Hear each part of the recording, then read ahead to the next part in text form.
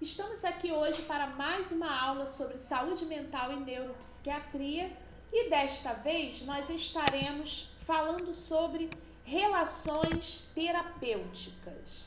Então vamos nós conversar um pouquinho sobre essas relações. Em primeiro lugar, nós vamos falar dos objetivos das relações terapêuticas.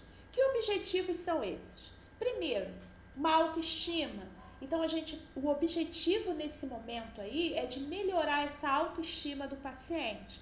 É um paciente com autoestima bem prejudicada. Então, esse trabalho aí, essas relações terapêuticas, elas são uma relação de ajuda, de melhora da autoestima. O segundo objetivo que eu trago para vocês é o valor pessoal. Tentar valorizar aquele indivíduo, tentar fazê-lo enxergar como sendo uma pessoa. Então, a partir desse momento, dessas relações aí que são criadas, nós estamos dando um valor pessoal para o nosso paciente.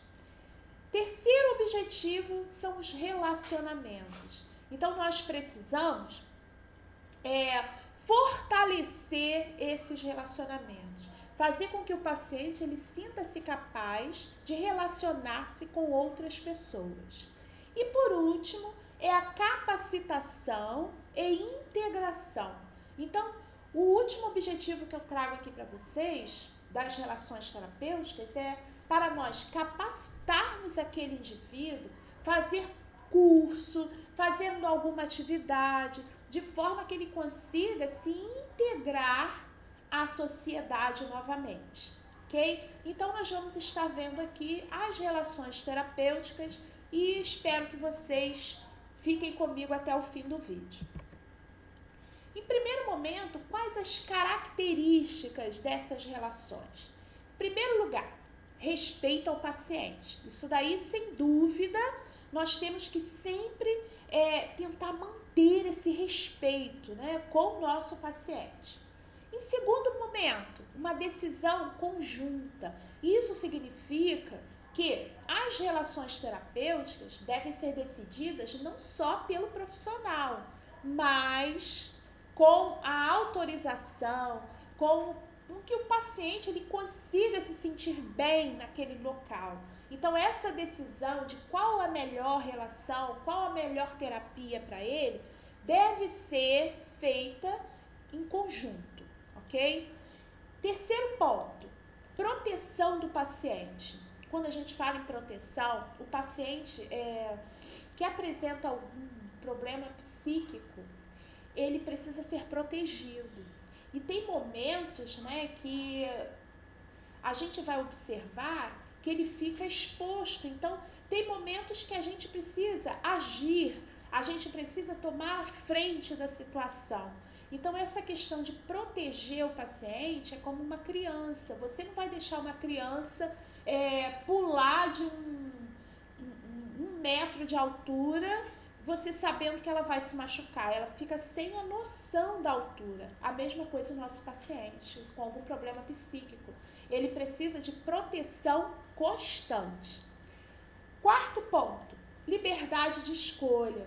Essa liberdade de escolha, ela sempre deve ser firmada, ela sempre deve ser debatida. Nós precisamos deixá-lo escolher, dar opções para ele escolher qual a melhor terapia para ele, qual a melhor atividade para ele. Então, a gente oferece opções e deixa ele escolher. O quinto ponto é a presença constante da enfermagem. Quando a gente fala na presença constante da enfermagem, a gente sabe que a enfermagem ela é uma área que está presente 24 horas em todos os momentos, em todos os lugares aí do ambiente hospitalar, de um ambiente ambulatorial. Aquele momento que aquele ambulatório está aberto, a enfermagem tem que estar ali. Não tem como não ter ninguém da enfermagem num posto de saúde. Sempre vai ter. Então, essa presença constante da enfermagem, ela ajuda a criar laços com os pacientes. Ela ajuda a dar confiança para ele quanto ao nosso trabalho. Bem, ainda falando de características, nós temos a integração social entre o paciente e a equipe. É importante que aquele paciente ele se sinta à vontade, né? Ocorra essa interação entre o paciente e a equipe. Não tem como a gente não gostar disso, a gente não gosta daquele paciente, eu não consigo trabalhar, eu tenho que me interagir com ele. Ali ele é o alvo do nosso tratamento, então do nosso trabalho. Então a interação social entre o paciente e a equipe, ela deve ocorrer. Quanto à programação das terapias, das atividades, ela deve ser estruturada, ela deve ser planejada, não é uma coisa feita, porque é um paciente psiquiátrico, a gente faz de qualquer jeito, de forma nenhuma. A programação toda daquele ambiente, ela tem que ser bem estruturada, bem planejada, porém, com uma observação, ela deve ser flexível. Então, a flexibilidade é um ponto que a gente deve sempre valorizar em uma terapia. Não, eu não aceito que seja de outra forma, porque aqui no meu papel, porque o protocolo diz que tem que ser feita desta forma. De forma nenhuma. As coisas têm que ser adaptadas de acordo com o nosso paciente, ok? Bem, um outro ponto aí das relações terapêuticas é o apoio ao paciente. E quando a gente fala em apoio ao paciente, primeiro ponto, a escuta, né? Então aquele paciente, ele está ali, ele precisa falar, ele precisa, vamos dizer, liberar, né, os seus sentimentos, só que aí a gente precisa ter alguém para escutar.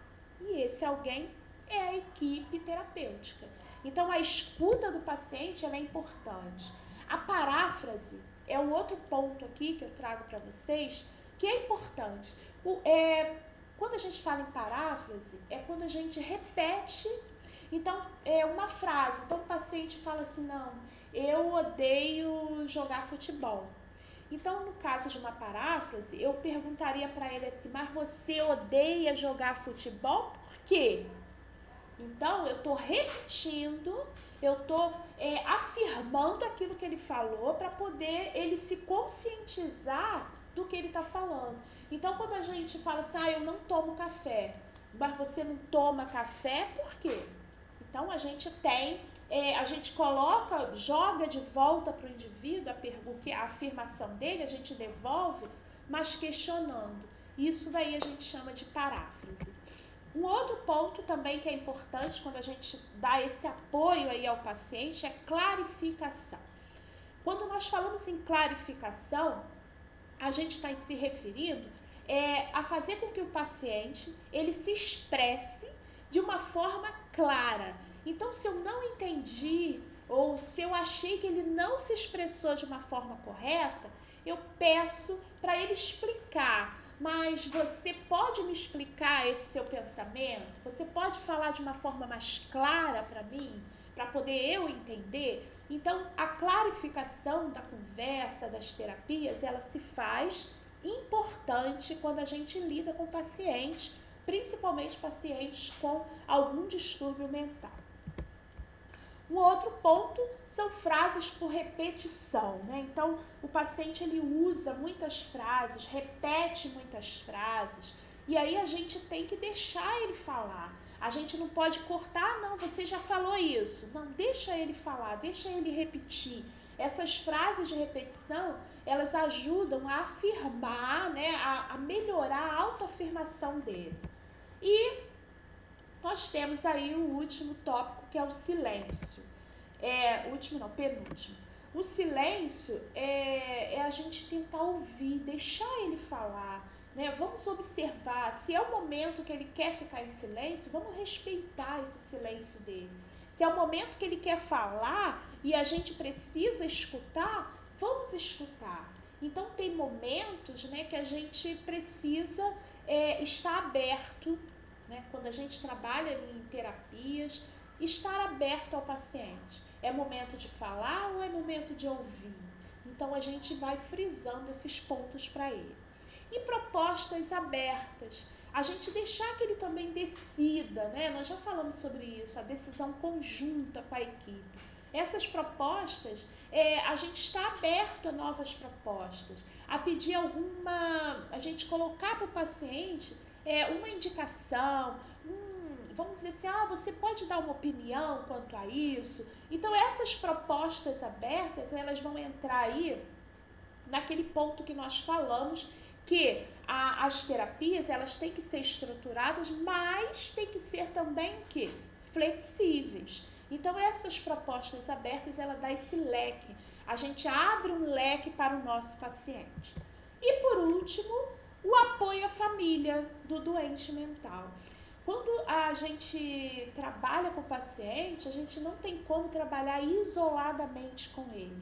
A gente tem que trabalhar a família dele também. É a mãe, é o irmão, é a filha ou é a esposa. Alguém daquele ambiente familiar precisa de ajuda também, principalmente quem lida diretamente com ele. Então, o apoio à família do doente mental também é importante para, nessas relações de terapia, né, essas relações terapêuticas, para o melhor desempenho. Porque quem vai ficar com aquele doente o restante do período é a família. Então, essa família ela também tem que ser orientada, tem que ser tratada. Muito bem. E o último slide que eu tenho aqui é o tratamento, que nós vamos estar falando no próximo vídeo. Eu estarei gravando um próximo vídeo falando do tratamento somático. Então, quando a gente fala em tratamento, existem dois tipos de tratamento. O somático, que é feito com medicamentos, com psicofármacos, mais a eletroconvulsoterapia e o tratamento psicoterapêutico, ok? Então, até o próximo vídeo, eu estarei falando sobre psicofármacos. Até lá!